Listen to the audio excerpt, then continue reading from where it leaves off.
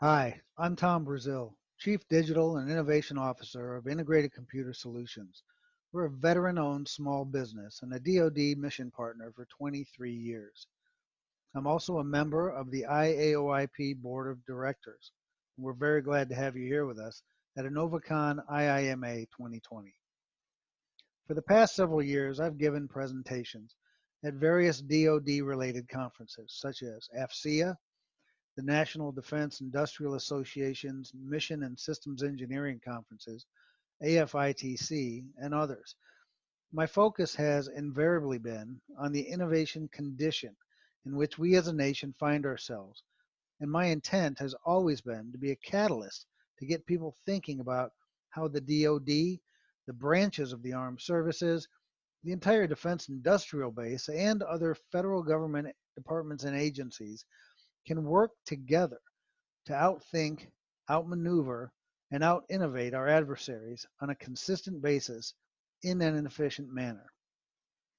And it's a multifaceted problem. Solving it requires a lot of the same kinds of research and thinking that we, as innovators, are used to performing. We have to think about strategy and the intersection of strategy and innovation intent. We have to think about the culture and the training that's required to support effective and efficient collaboration.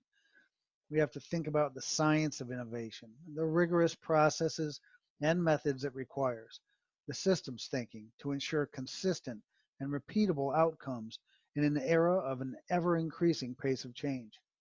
It requires us to consider the infrastructure and knowledge management required to ensure fast, intelligent failures that feed back our learnings into subsequent iterations. And most importantly, once we have all of that, it requires a continuous discipline and objectivity in the management of the innovation portfolios. And this last part, the management of the innovation portfolios, is the single most important aspect of it all. Obviously, the innovation portfolios are not aligned across the DoD. They're not aligned across any one department. They're not aligned across the agencies of a department or the divisions of an agency. And why is that? It's because all of these individual organizations, from the largest to the smallest, have specific missions. And it is in support of those missions and in alignment with that organization's strategy to achieve their individual missions that they must organize and dynamically manage their respective innovation portfolios. If you get that wrong, it doesn't matter if you have the best strategy. It doesn't matter if you have the best innovation intent.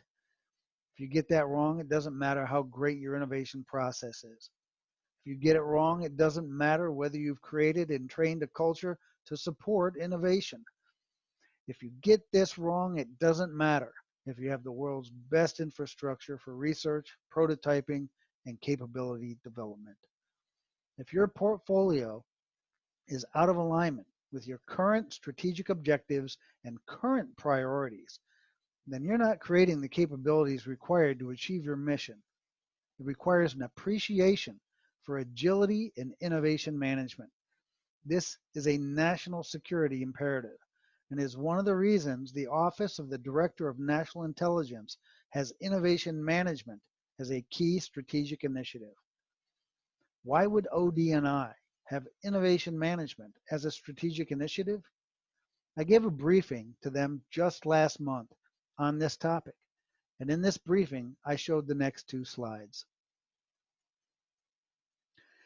Innovation, of course, is the leading indicator that is most closely tied to the long-term economic health of both businesses and nations. And this chart tells a sobering story. You can take a look at these two vertical lines on the x-axis. It shows where China joined the World Trade Organization on December 11th of 2001, at a time when we, the United States, still had a 9-to-1 patent application ratio advantage over China. After a decade of linear and then exponential growth, China hit parity with us in 2011. Today, they are almost at a 3-to-1 advantage over us in patent applications. Think about the differences between the United States and China. From a governmental and philosophical perspective, while we're a free nation and a free people, China's opposite of that. 30% of their businesses are state owned, but those 30% of state owned businesses generate more than 70% of their GDP. They are aligned with a single unifying purpose, and it is not the well being of the United States. Let's take a look at the next chart, which is even more sobering. So this chart shows that by 2025, China will have achieved patents in force parity with the United States. We have a limited window of time where we can effectively protect our long-term advantage. And this time, we have to do it in such a way as to keep it. So the National Security Strategy, or NSS, and the National Defense Strategy, or NDS, released in 2018, they were both designed to trigger the efforts toward doing just that. So if you've read, or at least read the public versions of the NSS and the NDS, you'll know that our government has acknowledged that we are being contested in every operational domain: air, land, sea, space, and cyber. In response to the NSS, a new NDS was released to reflect the required strategy changes that were required to regain uncontested superiority in every operational domain. So the NDS has 3 specific lines of effort, and 2 of them were oriented toward innovation. However, that single strategy change at the top drove a massive amount of change throughout the DoD. So the NSS caused an update to the NDS. The NDS caused an update to all of the strategic objectives of the departments, the combatant field commands, unified commands, or functional commands, the dozens of agencies, all the way down into research centers, industry organizations, and the 300,000 strong members of the Defense Industrial Base itself. It's an enormous amount of change. So think of the largest organization in the world, the DoD, with massive strategy change at the top, driving strategy changes in response all the way down the chain. Now imagine, in line with this, the massive technological pace of change coinciding with this structural change. You don't have the time, the resources, or the personnel to try to stay on top of every technological change. It's impossible. You have to focus on what matters to your organization, which means you need a system to continuously keep your innovation efforts aligned to your current strategic objectives and their priorities. And it has to be done in a way that is objective, unbiased, and most of all, fast. So Agile Innovation Management is a system concept that is designed to do 3 things. 1, maximize positive innovation outcomes. 2, increase the velocity of your innovation efforts. And 3, minimize your innovation risk. And there are 5 key tracks required of an Agile Innovation Management system, and they're uncovered by 5 simple questions: why, what, how, who, and where. Why is simple. It's strategy. It's what the focus of this conversation is about today. But strategy is just a plan to achieve your mission or your vision. Strategy is not executable. You have to actually break it down into strategic objectives that you can execute against and measure your progress against, and that you can orient your portfolio around. That's the what. Portfolio is your collection of ideas and projects that are built and maintained and oriented around your strategic objectives. The how, that's your process. It's the rigorous but agile system that increases your innovation velocity, eliminates your non-intelligent failures, and minimizes your risk. The who, of course, is your culture. Specifically, the 3 main kinds of roles that are required for successfully innovating organizations. And that's leadership, champions or managers, and then, of course, your creative types. The where, That's your infrastructure. It's the supporting tools, your space, and your capabilities required to develop innovations. But today I'm just going to talk about the second one, the portfolio, and how it is built and managed in an agile or dynamic innovation management system. So agile innovation management requires a dynamic portfolio pivoting to continuously align the innovation intent of the organization with your dynamically changing strategic objectives and priorities. And those are driven by the frantic pace of technological and societal change that we're undergoing. It's also driven by the innovation activities of our adversaries. So to do all of this efficiently and effectively, the innovation portfolios for our government and the defense industrial base need to be able to stay continuously aligned to our nation's strategic objectives and priorities. And we need to be able to objectively and efficiently and effectively determine where we spend our innovation dollars based on those strategic objectives and dynamically and objectively pivot anytime those objectives or their priorities change. So in order to understand how we create and maintain a portfolio that is continuously aligned to your current strategic objectives and their priorities, you must uncover the strategic intent. And strategic intent can't be defined without a mission.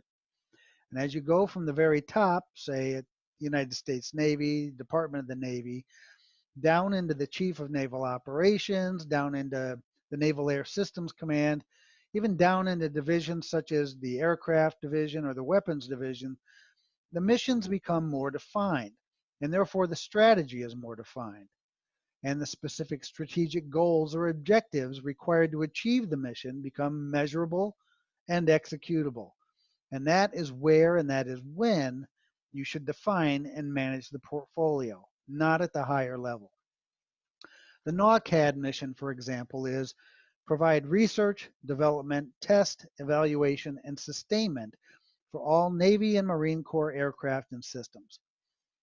The strategy to achieve that mission is going to drive the creation or updating of strategic objectives for developing the dozen or so capabilities that you must provide to support that strategy.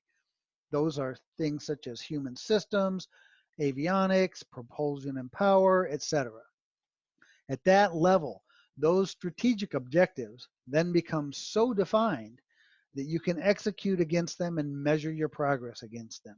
And of course, innovate against them by building your portfolio around those initiatives.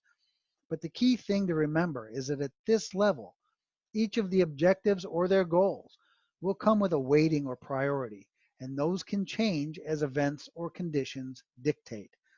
At the NAWCAD level, in a time of relative peace, for example, your strategic objectives may have equal weighting. As events and conditions change, they can be modified. For instance, let's think about the Department of the Navy. They have 6 strategic goals or objectives, and one of them is modernizing business operations. In a time of war, however, the priority of that one will likely drop to 0. So we need to be able to pivot anytime events or conditions dictate. And they can be business conditions, they can be military conditions, they can be DEFCON conditions, they can be technological conditions. The bottom line is things happen and we need to be able to adjust because China is going fast. We need to stay relevant and we need to make sure that they don't outpace us. We have some problems though. We can't afford to spend time and resources on the development of capabilities that become irrelevant due to better technologies arriving on the scene. And that happens quite frequently now in this pace of change. The fallacy of sunken costs forces continued development of something that is sometimes no longer relevant. Also, there's other scenarios where leadership influences the content of your innovation portfolio. Their role is really to set the proper strategic objectives and priorities, not to determine what's in the portfolio in response to those objectives and priorities. And when they get in the way, then they can have pet projects and they can shift the balance of the portfolio away from what they really want to accomplish, all inadvertently. The other thing to note here is that the frequency of change increases as you go from mission to portfolio. The mission may rarely change, but strategy to achieve the mission will change periodically. The strategic objectives will change in response to events or conditions, and certainly the priorities will change at an even more frequent pace. Right? So the portfolio, though, is built based on the current strategic objectives and their weightings. And when you change those, you need to pivot, and you need to pivot objectively. So it stands to reason that agile portfolio management is of crucial importance. So there's a variety of methods to balance a portfolio and maintain an acceptable risk profile. Some of the common ones are as follows. You can score an idea or a project's orientation toward the strategic objective weightings. That's what we do in our company. You can score each idea or project based on the type of innovation it represents, such as incremental, disruptive, new venture, business model, breakthrough, whatever.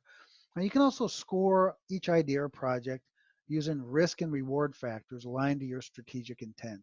This is more common for commercial companies developing products for commercial sale. So scoring the idea by its technology classification is also a way to balance your portfolio. Let's take a look at the great example of a risk-reward profile. So this is common when you're developing products, but the same scenario applies for different organizations. So here you have a scenario where similar to strategic objectives where leadership defines the weighting or priority, the same is true for the reward factors or the risk factors where management or leadership define the weighting or importance for the organization, as well as the acceptable risk weighting in the risk factors. And then you have competent innovation managers that score or rate the ideas as to the relevance or closeness of fit in each of those categories. That way, leadership is involved where they're supposed to be, but not involved in the makeup of the portfolio. So when you do this kind of risk reward factor scoring, you can then plot the results on a chart. We do it algorithmically, but simple things like this can be done in a spreadsheet, as you see here. You plot the reward factors on the y-axis and the risk factors on the x-axis, and then what you have left with is a sweet spot where you have low risk and high reward. And when criteria change, you reevaluate the portfolio. You pivot again. So we've taken this to the next level in our ICS Labs division by implementing an algorithm to do the automated pivoting for us. It's not possible to show that in this presentation, and it's not feasible for others to utilize right now, but we may be making that commercially available. In the meantime, though, to give you good examples, as part of this event, we've created a spreadsheet that provides some automated mechanisms and some manual scoring mechanism examples so that you can perform portfolio pivoting and portfolio balancing exercises on your own to get a better understanding of what that's about. The spreadsheet is in our portal on the Socio site. So thank you. I'm available for chat in the Q&A area or at any time throughout the conference. Thank you.